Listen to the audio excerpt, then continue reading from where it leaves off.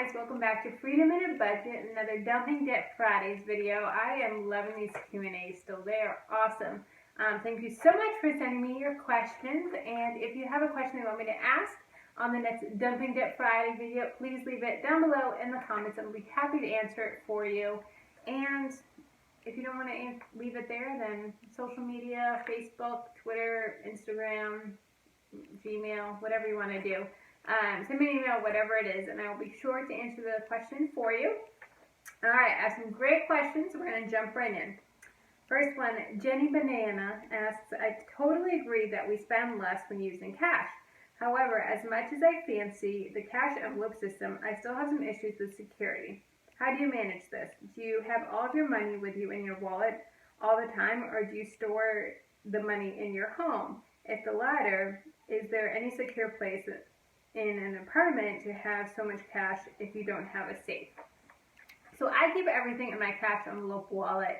I have 7 cents wallet, but if you've watched my stuff in my cash envelope videos, I only have like $150, $175 in there at a time because that's all I use for the month.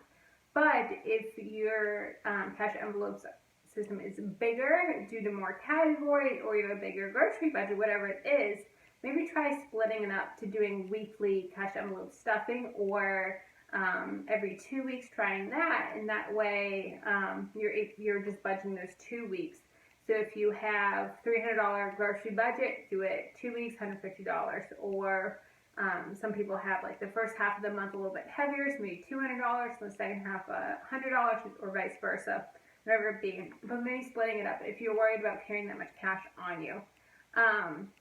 When it's getting towards the end of the month, I will go to the bank and get all the cash out and keep it in my home until I'm ready to stuff my envelopes for the next month. And in that, I don't keep it in a safe or anything like that. I just have a little drawer that I keep it in an envelope. My apartment's pretty secure, and if I do get robbed, then I'm just going to have to eat that whatever that money it is. So I don't know, if you don't feel comfortable with that, then maybe waiting until you are ready to get that cash out in your envelope, or try splitting it up. Deandra Booteram asked, and this was about a Capital One 360, my video on that, says, hey love, I'm thinking about switching to this bank account. At some point, can you do an update video about your experience with this bank to let us know if you're still loving it, or any tips to maximize our experience with this bank? Do you still love it? So yes, I am absolutely still loving Capital One 360. They're an awesome bank. That's where I have all of my sinking funds in, and they're great. It's super high interest bearing. They're so easy to work with. Their customer service is awesome. And if I need to transfer money, it takes about 3 days to get it to my Bank of America account. And their referral bonus is awesome. For me referring and you receiving, you get, I think, $20 or $25 as well. My only complaint with them is once you sign up, you will get a ridiculous amount of credit card offers in the mail. It's annoying. I think I may go on their chat and see if I can get removed from that list. But I get one like maybe once a week, every 2 weeks. It's crazy how much credit card offers they send me. And I just bring them to work and shred them. So that's my only complaint, but if that's it, that's an awesome bank. And last question is from Living Debt Free with the Edges. She asked, do you have a target for the wedding savings before you switch gears back to debt?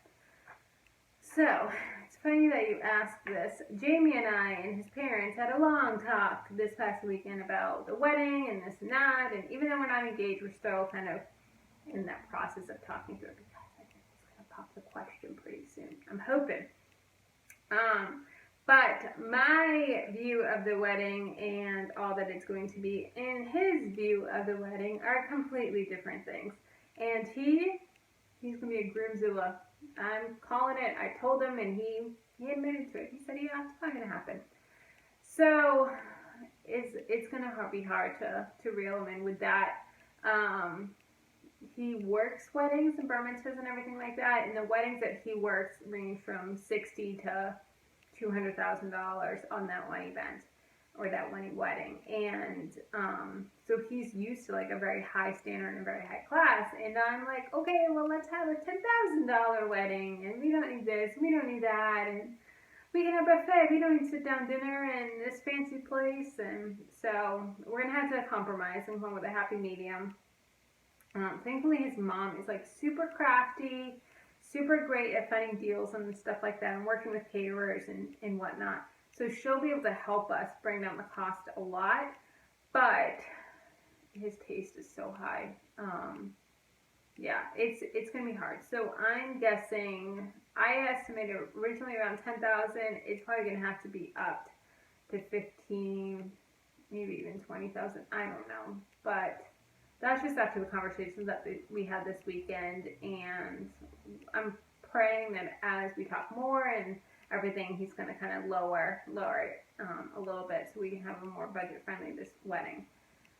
So that's where we're at with the wedding savings, but I am still chugging along and putting as much as I can towards the wedding. I'm not cutting back on, well, I'm cutting back my debt snowball.